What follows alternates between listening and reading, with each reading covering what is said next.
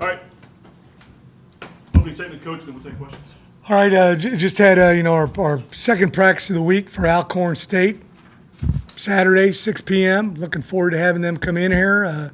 Coach McNair's done a fabulous job with their program, one of the top teams, and in the SWAC, and so we're looking at getting better though. One of the things I always tell my guys every year, biggest improvement should be between week 1 and week 2.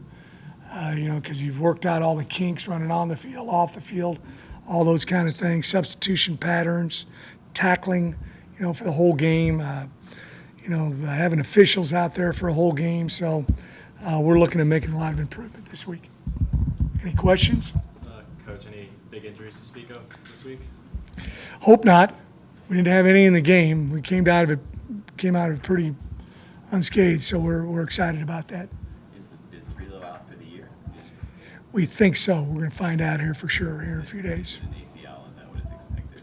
Don't know for sure. Yeah. Any adjustments you need to make, or just the next guy? No, next guy up. I mean, that's just unfortunately that's the only part of the game I don't like. Is that, it's a tough, hard-nosed, physical sport. It's different than all other sports on the planet, and sometimes, fortunately, that occurs. But that's why you only don't have 22 guys on the team. And going to have somebody step up and do a great job in there. Eric Hicks last week had a start and played really well as our defensive lineman of the game. So we need to, when that happens, when a guy misses a game or two or possibly the season, we got to step in and play well. You get hurt in practice, just a routine type thing. I'm going to wait on that. Anything after looking at the film that kind of jumped out at you, maybe you didn't notice on the sideline? I thought we played pretty hard. I was excited about that. Sometimes you can't see that when you're watching the game.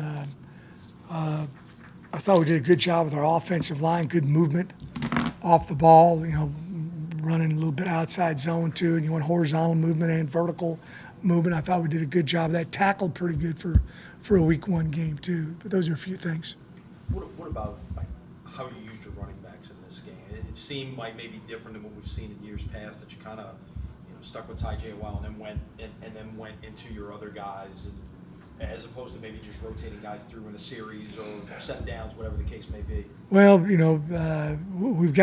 very fortunate. We've got 4 or 5 really good running backs, so we're rolling those guys, playing all those guys, and but we're going to make sure Tajay gets his carries. Speaking of Tajay, for him to have 3 touchdowns after the year he had last year, have you kind of seen his confidence just rise, especially in his last couple of practices? Our last game he had 264 yards rushing, so he played great against Memphis in the final game. That was kind of our indication of what he can be this season.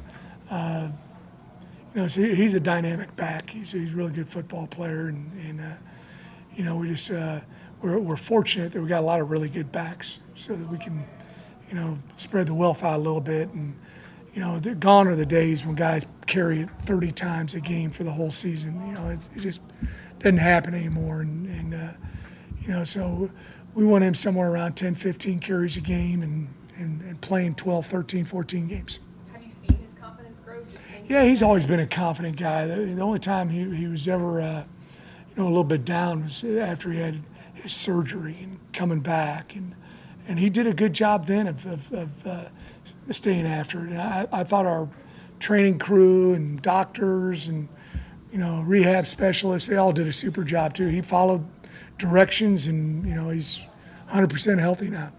The 2 transfer guards that started, Prince, Pines, and Keenan, how much are they helping? Really helping big time. Prince was our offensive lineman of the week. Hopefully you saw that from John LeGlue. He announced that for us. John LeGlue with the Pittsburgh Steelers. And then Keenan had a good game as well. Those guys got a lot of experience. Keenan started a little bit at Colorado, but played a bunch. And then Prince, I added up all these guys' snaps. I think he's played over 2,500 snaps at the Division I level. He started, at Baylor, some games too. So he's a really good football player. Lawrence Keys had a great preseason and then had a really nice move for his touchdown catch, 4 catches. How much is he? He's helped a bunch. He got hurt last spring, and we didn't get a chance to see him much. I think he only practiced 3 times for us in the spring. But he's another guy. He worked at it, had a great summer, and had a great fall camp and played well Saturday. Saw number that was thrown out there that I guess there were maybe, 60 different transfer quarterbacks that got a chance to start week one.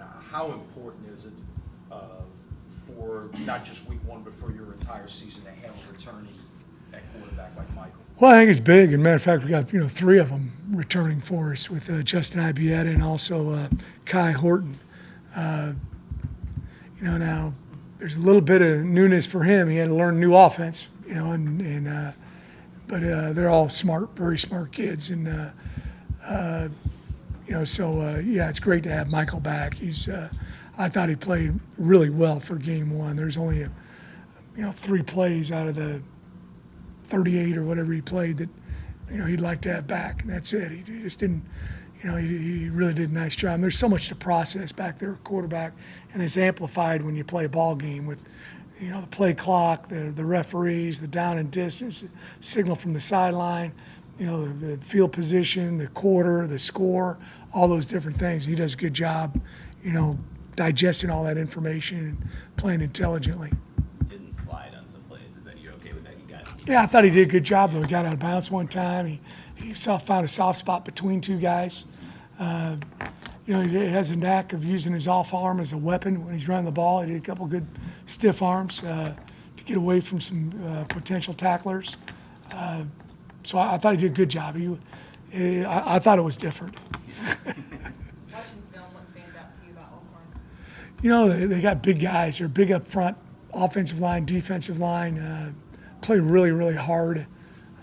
Big backs. Got one back who had 199 yards against Stephen F. Austin last week. Their quarterback has got some experience. He played at Louisiana Tech, started a few games for them. So just a good overall team. They'd love to have that game back. Stephen F. scored at the very end. They're up 24-10, I think, with 7 or 8 minutes to go in the game, and came back and actually beat it Alcorn. So I'm sure they'll be ready to go Saturday.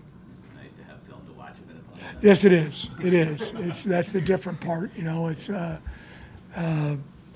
and we had film from last year because their staff is really all the same guys from last year. But it is good to have tape to watch. But they got it on us too. How much of the focus this week has been continuing the momentum from week one and continuing just to kind of build and set the tone for the season? It's really just getting better, just improving, getting better. And like I said initially, you want to see that biggest improvement from week 1 to week 2. You've worked out the kinks. That's what we're really excited about. What's the message to the guys after such a big win and going into this week? Well, we just want to improve, and just get better and better and better throughout the season. And we played well for a lot of the game last Saturday. There's a lot of room for improvement. Penalties in the kicking game, we got to eliminate those. We had 3 pre-snap penalties with the offense. One good thing defensively, we had 0 penalties. We didn't fit properly, especially in that 18-play drive. Last Saturday with the defense, they ran a couple plays that were a little bit different when we weren't expecting them to run. So, yeah, there's a lot of room for improvement. Defense shut out UMass in the last half. How do you want them to kind of carry that performance over into this week? Well, just, be assignment sound. I think if we can be assignment sound, we're going to have a really good defense, and that's having guys in gaps. And offenses are so multiple now. They run so many different things. I mean, it used to be, I could kind of call the plays of the other team because they call 30-31.